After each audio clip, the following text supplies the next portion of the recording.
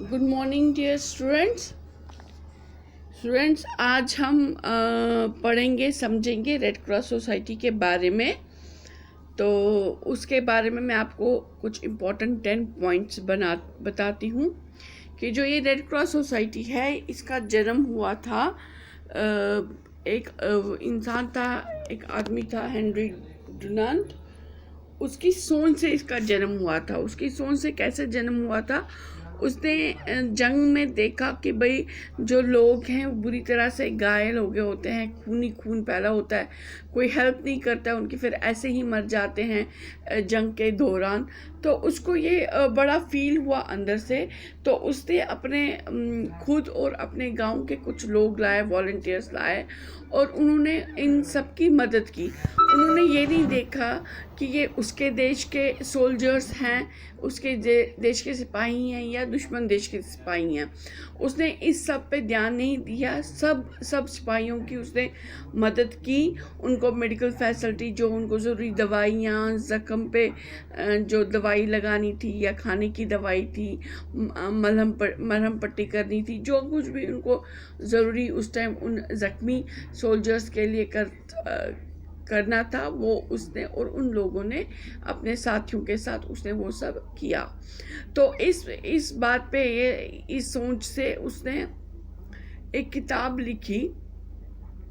तो वो किताब जब जनीवा कन्वेंशन में पहुंची तो उस जनीवा कन्वेंशन में फिर इसको अप्रूव किया गया और ये रेड क्रॉस सोसाइटी बन गई। तो उसका जब ये 1859 में उसने ये सब किया था और तब से ये रेड क्रॉस बन गया था। फिर ऑफिशियली ये फिर जनीवा कन्वेंशन में फिर जब इंटरनेशनल रेड क्रॉस सोसाइटी जो बनी वो बनी फिर 1864 में। 1860 में ही एक साल की जब इसने किताब लिखी थी उसके एक साल के बाद ही रेड क्रॉस बनाया गया था। लेकिन उसका जो red cross international red cross society जो बनी वो 1864 में बनी, जनीवा कन्वेंशन में।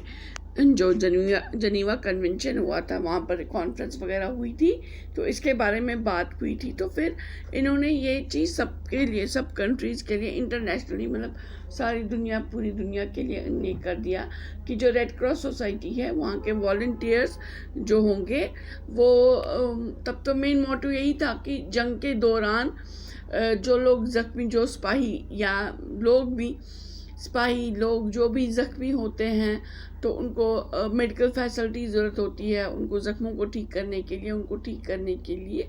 तो वो ये जो रेड क्रॉस सोसाइटी है वो ये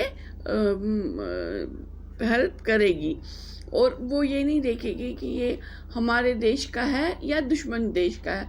वो न्यूट्रल रह के ये सब काम करेगी।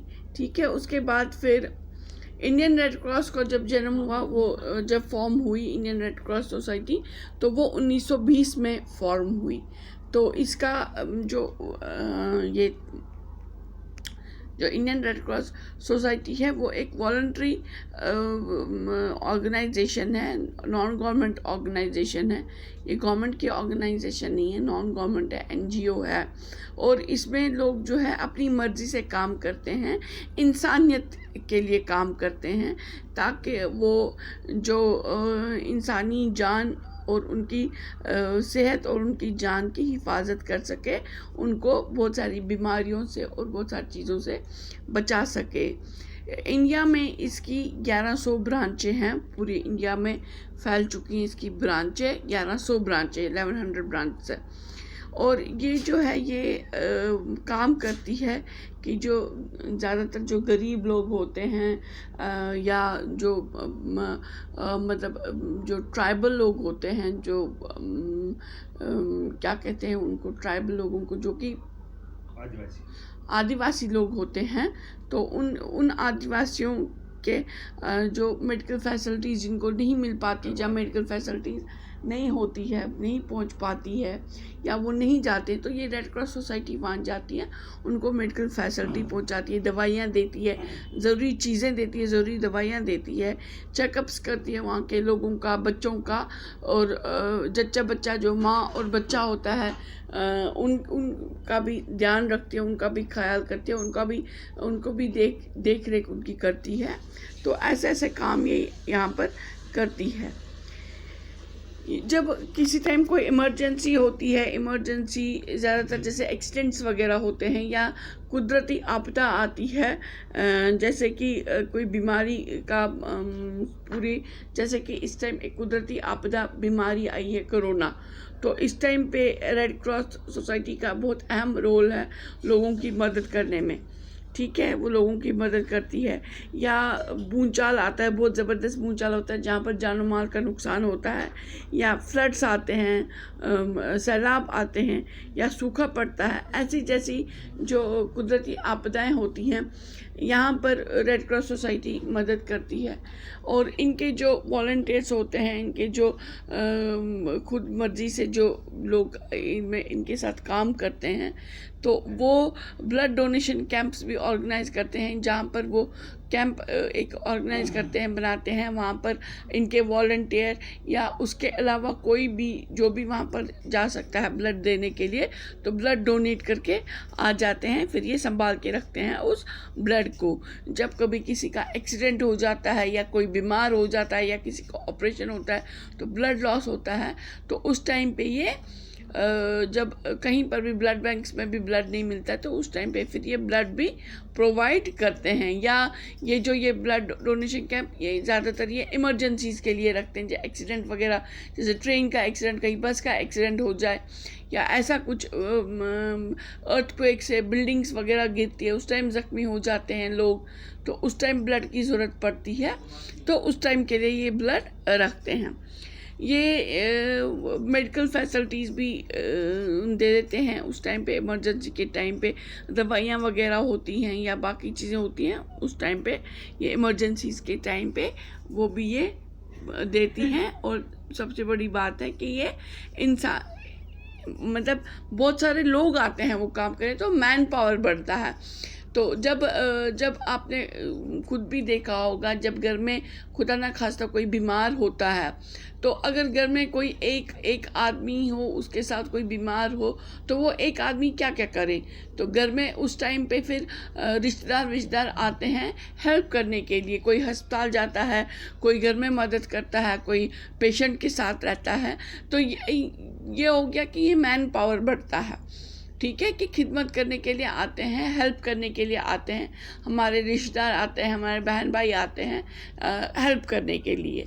तो ऐसे ही जब बड़ी मिकदार में ऐसा कुछ हो जाता है, कोई बीमारी फैल जाती है, कोई एक्सीडेंट या कोई बिल्डिंग गिर जाती है, कोई भी भूचाल आता है, ऐसे टाइम पे कोई भी जो आपदा होती है, कोई किसी भी किस्म की आपदा होती है, चाहे वो कुदरती हो या खुद से इंसान से हुई हो, तो वो आपदा के टाइम पे सबसे बड़ी बात है कि उस टाइम मैन पावर होना चाहिए, ऐसे लोग होने चाहिए जो मदद करे, पेशेंट्स को इधर उधर ले जाए, डॉक्टर के पास ले जाए, हॉस्पिटल तक ले जाए। तो उस टाइम एक अकेला इंसान या दो इंसान क्या कर सकते हैं, तो उस टाइम पे ये आके रेड क्रॉस सोसाइटी आके ही वो हेल्प करती है। तो जैसा कि मैंने स्टार्टिंग में ही आपको कहा था, इसका जो मेन मोटिव था, इसका मोटिव था कि जंग के टाइम पे न्यूट्रल हो गया, मतलब ये नहीं सोचना कि ये हमारे देश का है या दुश्मन देश का है, ये सोचने के बिना ही इंसानियत के तौर पे, इंसानियत के साथ लोगों की, सिपाहियों की या लोगों की मदद करना, उनको दवाई पहुंचाना, उनको मेडिकल फैसिलिटी पहुंचाना, या उनको खाना पीना या ज़रूरी चीज़ें जो भी हो वो पहुंचाना, वो दे देना उनको। तो इस तरीके की, या ज़ख्मों पे मरहम पट्टी वगैरह ये करना, तो इस तरीके की चीज़ें का ये मदद करते हैं।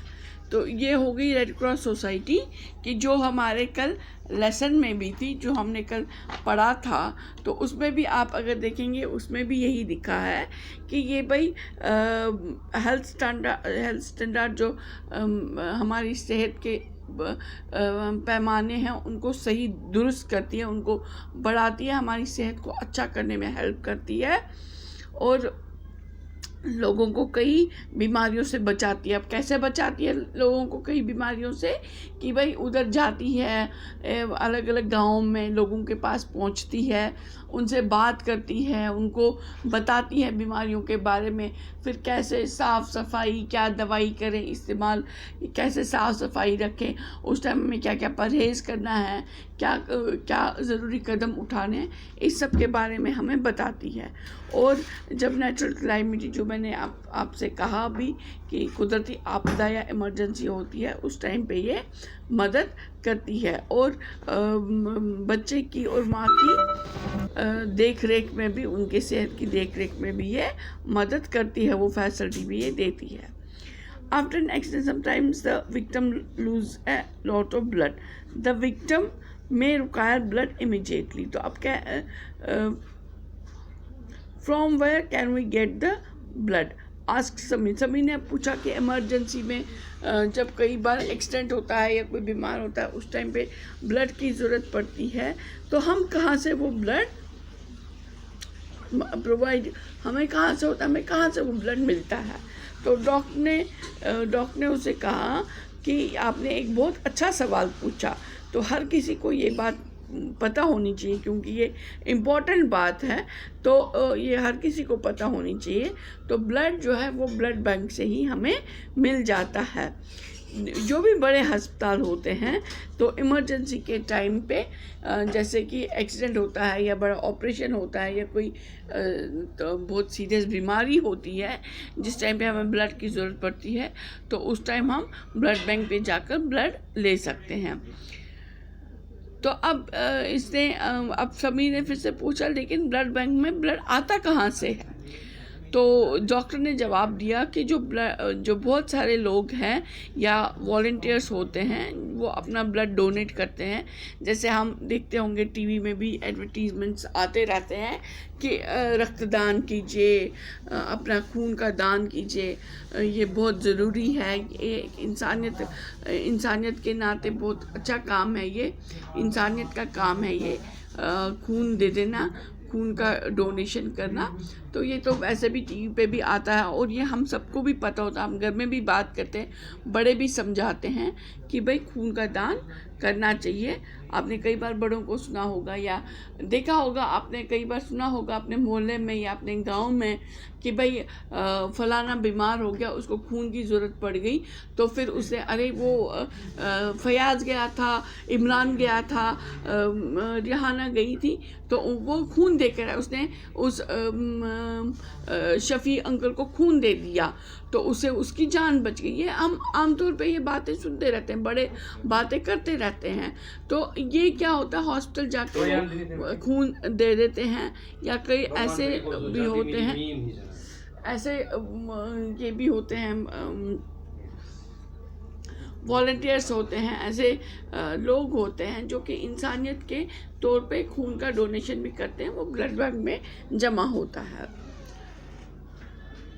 तो अब फिर हरप्रीत पूछते, क्या हर कोई ब्लड डोनेट कर सकता है? हाँ, बहुत ज़रूरी सवाल है, क्या हर कोई डोनेट कर सकता है ब्लड?